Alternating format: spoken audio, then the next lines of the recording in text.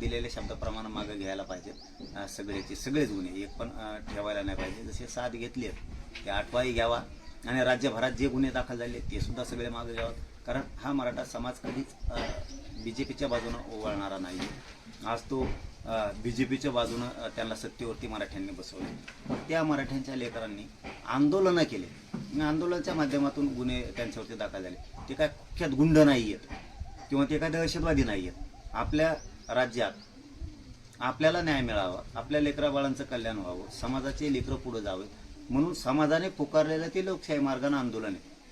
मग त्याच्यात जर त्यांच्यावर गुन्हे दाखल झाले तर ज्या सरकारला मराठ्यांनीच सत्तेवरती बसवले तर त्या सरकारनं मराठ्यांचे सगळेच राज्यातले गुन्हे मागे घेणं गरजेचं आहे। कारण मराठ्यांची नाराजी ही भाजप सरकारने कधीच अंगावर घेऊ नये, ही चूक त्यांनी करू नये अशी आमची त्यांच्याकडे मागणी आहे। एकदा जर मराठा समाज नाराज होऊन दुरावला ना तर पहिल्यासारखं पुन्हा तुमचं म्हणजे ते वाळवंटासारखे दिवस तुमच्यावरती मराठी 100% आणू शकते।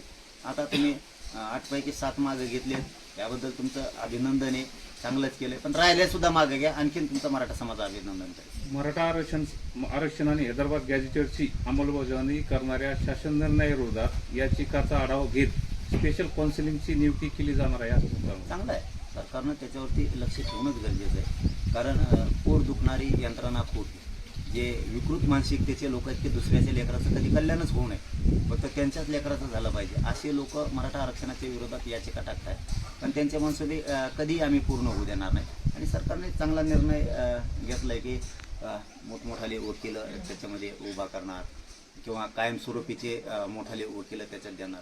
तर हा निर्णय त्यांनी घेतला आहे तो चांगलाच निर्णय, आणि उपसमितीने आणि मुख्यमंत्र्यांनी तरी पण त्या याचिकावरती मराठा आरक्षणाच्या विषयात आलेल्या याचिका आणि लढाईच्या बाबतची भूमिका ही कायम सकारात्मक ठेवून लक्ष मात्र बारकाईनं ठेवलं पाहिजे।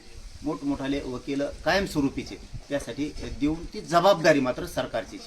हैदराबाद गॅझेटचा काढलेला GR, त्याची केलेली अंमलबजावणी, त्या GR टिकवणं, मराठ्यांना आरक्षण देणं आणि ECBCचं दिलेलं आरक्षण तेही टिकवणं सरकारची जबाबदारी। आंदोलनात मृत्युमुखी पडलेल्या आंदोलकाच्या नातेवाईकांना राज्य सरकारी कंपन्यांमध्ये नियुक्तीचा ठराव घेण्यात देखील निर्देश देण्यात आले आहेत। ठराव का घ्यायला लावले ते हे नाही मला समजलं, परंतु सरकारलाच अधिकार आहे, उपसमितीलाच अधिकार आहे।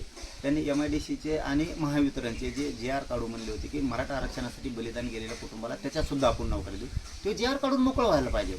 त्यांच्याकडून ठराव मागून घेण्याची आवश्यकताच काय पडली मला नाही कळलं। कोणते ठराव मागितले हे मला माहीत नाही, का जागा किती